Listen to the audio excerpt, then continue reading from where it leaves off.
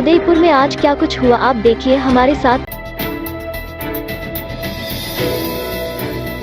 झीलों की नगरी उदयपुर आज बम बम भोले के जयघोष से गूंज उठी जब शिव महोत्सव समिति द्वारा अपनी 20वीं विशाल कांवड़ यात्रा का आयोजन किया गया। यह ऐतिहासिक यात्रा मंगलवार को आयर स्थित पवित्र गंगू कुंड से प्रारंभ हुई और शहर के प्रमुख मार्गों से होते हुए उबेश्वर महादेव मंदिर पर भक्तिमय वातावरण में संपन्न हुई। सुबह से ही गंगू कुंड पर शिव भक्तों का हुजूम उमड़ पड़ा था। कांवड़ियों ने पवित्र कुंड के जल से कांवड़ भरकर अपनी यात्रा का शुभारंभ किया। यात्रा आयर से होते हुए शक्तिनगर, दिल्ली गेट, मंडी की नाल, घंटाघर, जगदीश चौक और चांदपोल की पुलिया से गुजरी। पूरे रास्ते कांवड़िये भगवान शिव के जयकारों और भजनों में लीन रहे, जिससे वातावरण भक्तिमय हो गया।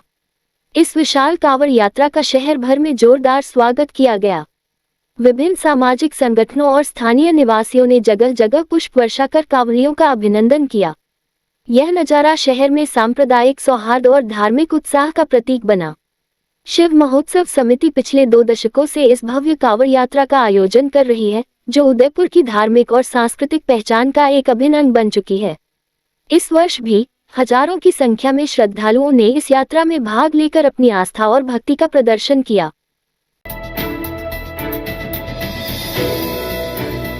कोटरा क्षेत्र के पीपला गांव में सोमवार रात बड़ा हादसा टल गया। यहां राजकीय उच्च माध्यमिक विद्यालय के 2 जर्जर कमरे अचानक भरभरा कर गिर गए। घटना रात करीब 8 बजे की बताई जा रही है।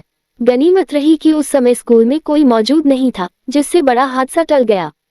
भवन गिरने की आवाज सुनकर ग्रामीण और सरपंच मन्नालाल मौके पर पहुंचे। सरपंच ने बताया कि इस भवन की जर्जर हालत की जानकारी पहले भी कई बार शिक्षा विभाग के अधिकारियों को दी जा चुकी है, लेकिन कोई कार्रवाई नहीं हुई। विद्यालय में वर्तमान में करीब 250 छात्र छात्राएं अध्ययनरत हैं।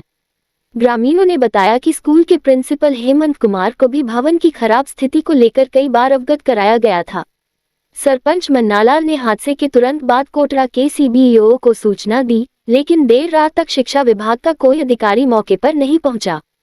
ग्रामीणों में हादसे को लेकर गहरा आक्रोश है। उनका कहना है कि यदि यह हादसा दिन में होता, जब बच्चे स्कूल में मौजूद होते, तो एक बड़ा नुकसान हो सकता था। फिलहाल स्कूल के बाकी 2 कमरे भी जर्जर स्थिति में हैं और किसी भी वक्त गिर सकते हैं। ग्रामीणों ने प्रशासन से मांग की है कि जल्द से जल्द स्कूल भवन की मरम्मत कराई जाए और जिम्मेदार अधिकारियों के खिलाफ कार्रवाई की जाए।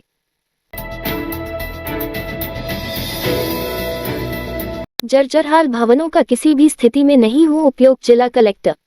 जर्जरहाल भवनों के सर्वे को वीसी के माध्यम से बैठक। जिला कलेक्टर नमित मेहता की अध्यक्षता में कलेक्टरेट सभागार में चल रही वीसी। कलेक्टर ने उपखंड एवं पंचायत स्तर पर बनी समितियों को एक्टिव कर 5 दिन में सर्वे पूर्ण करने के दिए निर्देश। जिले के सभी राजकीय भवनों, school, hostel, anganwadi, hospital, bus stand, विश्रांति गृह, सड़कों, पुलियाओं आदि का सर्वे करने के निर्देश। समग्र शिक्षा विभाग के एडीपीसी को गिराने योग्य चिन्हित 50 भवनों को 2 दिन में ढहाकर रिपोर्ट करने की हिदायत। जिला कलेक्टर बोले, सरकार पूर्णतया गंभीर, किसी भी तरह की लापरवाही बर्दाश्त नहीं। बैठक में एडीएम प्रशासन Dipendra Singh, CEO Riya Dabi, Girwa SDM, CDO Pratibha Gupta, CMO doctor Ashok Aditya, SC port Shri Meena आदि उपस्थित रहे। जिले भर के उपखंड अधिकारी, विकास अधिकारी, तहसीलदार सहित ब्लॉक स्तरीय अधिकारी वीसी के माध्यम से जुड़े। बरसात का दौरा शुरू होने के साथ खेतों में खरीफ की फसल की बुवाई शुरू। इस वर्ष समय पर मानसून की बरसात शुरू होने से किसान वर्ग में हर्ष की लहर है।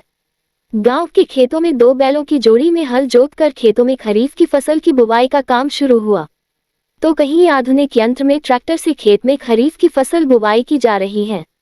मानसून की बरसात के बाद शहर के समीप गांव में लखावली, दागियों का गुड़ा, चिकलवास, ईसवाल, मदार, पालड़ी, काया, कुंडाल आदि गांवों के खेतों में किसान वर्ग की ओर से बुवाई का काम किया जा रहा है।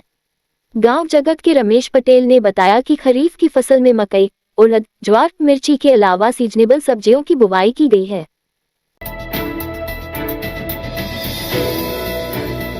राजसमंद के नाथद्वारा में पुलिस ने अवैध गांजे के साथ गांजा सप्लायर को गिरफ्तार किया है। पुलिस थाना श्रीनाथ जी मंदिर ने आरोपी से 251 ग्राम अवैध गांजा भी बरामद किया है।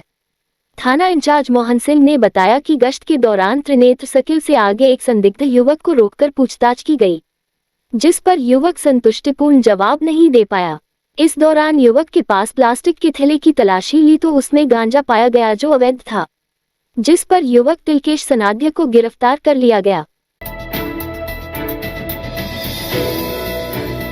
पिछोला पेटे में पड़ी सीवर लाइन को बाईपास करने के लिए 11 करोड़ रुपए खर्च कर 4 जगह पंप हाउस बनाए गए, लेकिन आज भी ब्रह्मपोल दरवाजे के पास से मलमूत्र जा रहा है तथा कुम्हारिया तालाब पेटे में पड़ी सीवर लाइन में तालाब का पानी जा रहा है। दुर्भाग्य से आज भी 2 होटल वालों के कनेक्शन रंग सागर तालाब पेटे में पड़ी सीवर लाइन में जोड़ रखे हैं, जिसके पाइप से सीवर व होटल का बचा खुचा सड़ा गला अपशिष्ट सीवर लाइन में जा रहा है।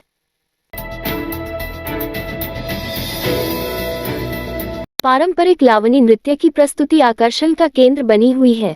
शहर के समीप गांव हवाला के पश्चिमी सांस्कृतिक केंद्र के शिल्पग्राम में इन दिनों महाराष्ट्र के गांव सोलापुर से 8 सदस्यों की टीम कलाकारों के साथ पारंपरिक वेशभूषा एवं वाद्य यंत्र के साथ लावनी नृत्य की प्रस्तुति देते हैं। टीम के ग्रुप लीडर शाही सुभाष गोरे ने बताया कि उनकी टीम के सदस्य पारंपरिक वाद्य यंत्रों में हारमोनियम, ढोलकी, सांभर, कैथल, मंजरी, खंजरी, रन वाद्य तुतारी चावन के वाद्य यंत्रों के साथ पारंपरिक महाराष्ट्रीयन गीतों की प्रस्तुति दी जाती है। गौर ने बताया कि शिल्पग्राम में इन दिनों देसी विदेशी मेहमानों के समूह घूमने के लिए आते हैं। मेहमानों के समक्ष उनकी टीम के सदस्य पारंपरिक वेशभूषा में लावनी नृत्य की प्रस्तुति देते हैं। कलाकारों की प्रस्तुति पर उपस्थित मेहमान तालियां बजाकर कलाकारों का हौसला अफजाई करते हैं। उनकी टीम की ओर से दिन में 6 से 8 बार कार्यक्रम की प्रस्तुति दी जाती है। उन्होंने बताया कि शिल्पग्राम में इसके पूर्व 7-8 बार अपनी टीम के साथ कार्यक्रमों की प्रस्तुति देने के लिए आ चुके हैं। वह वर्ष 2003 में शिल्पग्राम में आयोजित 10 दिवसीय शिल्पग्राम महोत्सव में इनकी टीम ने भाग लिया। गोरे विदेश में रसिया एवं दक्षिणी अफ्रीका में अपनी पारंपरिक महाराष्ट्रीयन लावनी नृत्य की प्रस्तुति के लिए जा चुके हैं। इस रात की सुबह नहीं होती जब तक हाथ में उसकी गर्माहट नहीं होती। चाय का प्याला, अखबार साथ पुराना है, मिट्टी से जोड़ता है। खबरों की खुशबू से सारा घर महकता है। हर रंग में ढला कहानियों से किस्सों तक ले जाता है बेरोक टोक। देश के हर हिस्से तक ये हकीकत का आईना है, ख्वाबों को सच करके दिखाता है। दैनिक नवज्योति आपके लिए, आपके साथ। ये थे आज के मुख्य समाचार। विस्तार से जानने के लिए पढ़ते रहिए दैनिक नवज्योति। दैनिक नवज्योति के YouTube चैनल को सब्सक्राइब करें और ताज़ा अपडेट के लिए बेल आइकॉन दबाएं।